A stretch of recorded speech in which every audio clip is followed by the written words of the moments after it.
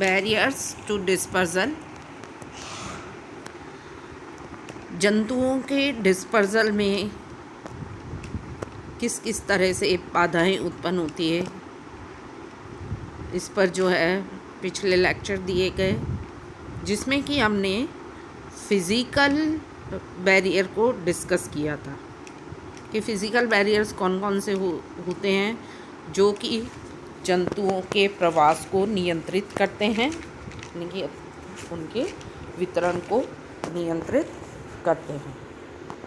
अब हम नेक्स्ट जो है वो है हमारा क्लाइमेटिक बैरियर, यानी कि जलवायु के वे कारक जो कि जंतुओं के प्रवास में बाधाएं उत्पन्न करते हैं या जंतुओं के प्रवास को नियंत्रित करते हैं। तो क्लाइमेटिक बैरियर्स, जलवायु बाधाएं, उसमें हम 3 चीज़ों को ले सकते हैं: टेम्परेचर, मॉइस्चर और अमाउंट ऑफ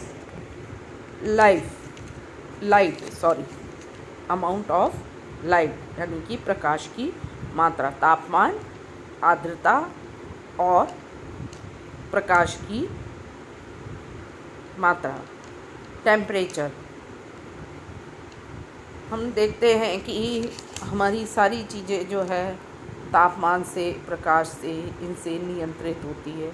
इस पृथ्वी पर जो है तापीय विषमता देखने को मिलती है, अलग अलग भागों में अलग अलग जो है तापमान देखने को मिलता है। तो तापमान की विभिन्नता जो है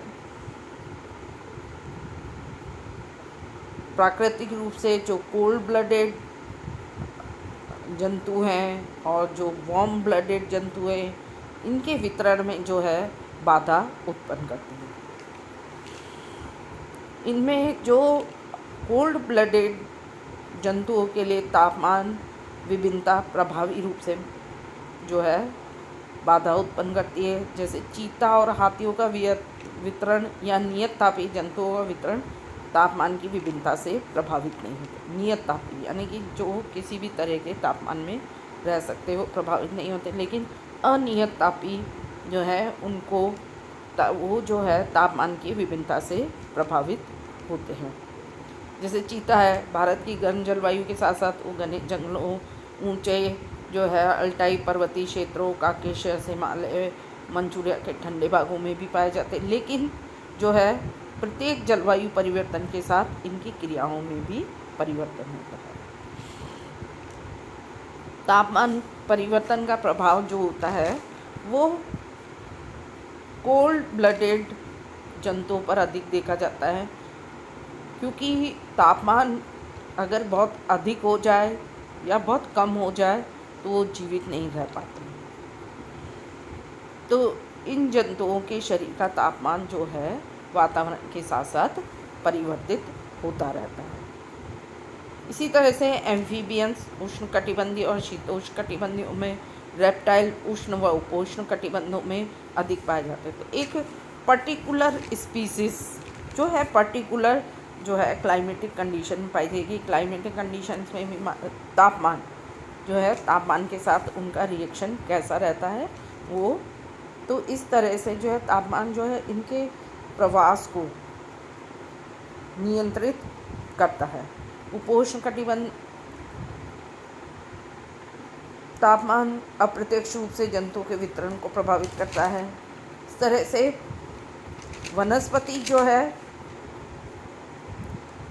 अब वनस्पति जो कि जंतुओं का भोजन है, तो अलग अलग प्रकार की जलवायु में जो है अलग अलग प्रकार की वेजिटेशन होगी और सभी जीव जंतुओं की अपनी अपनी जो है अपना अपना फूड होता है।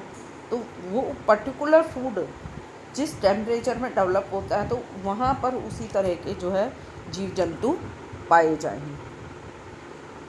तो ये है कि टेम्परेचर का जो है किस तरह से जंतुओं पर प्रभाव होता है, वो प्रभावित करते हैं, उनका प्रवास जो है प्रभावित होता है। यानी कि तापमान भी एक बैरियर के रूप में काम करता है।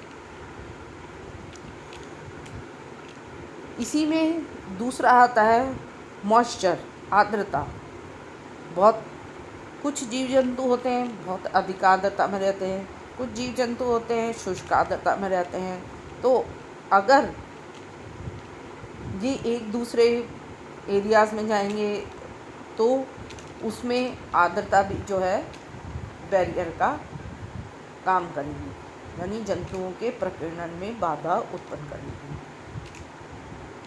क्योंकि शुष्कता में जो जीव रहते हैं उनको अगर देखें तो उनकी संरचना भी अलग तरह की होती है। वो मोटी खाल वाले होते हैं, पानी इकट्ठी करने की क्षमता होती है, उनके सींग होते हैं या स्पाइन होते हैं। तो ये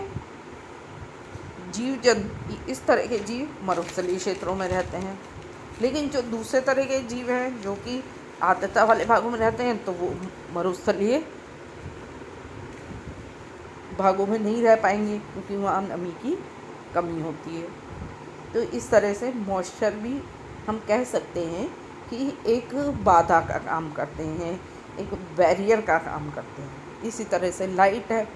अब लाइट का देखें तो इसका प्रभाव, कई जीव जंतु ऐसे होते हैं जो डार्क स्पेस में रहेंगे और वो खुले में आते, प्रकाश में आते वो सर्वाइव करना बंद कर देते हैं। तो लाइट भी जो है एक फैक्टर है, एक बैरियर है जो कि इनके माइग्रेशन को, इनकी डिस्पर्सल को रोकते हैं। इसी तरह से अगर हम पानी में देखें तो पानी में बहुत इस तरह के जीव जंतु होते हैं जो कि अंधेरे में रहते हैं, वो लाइट में नहीं आते। लाइट में रहने वाले जो है, प्रकाश में रहने वाले जीव जंतु अंधेरे वाले क्षेत्रों में नहीं जाते। तो लाइट भी, प्रकाश भी एक तरह का जो है वो बैरियर है। Thank you.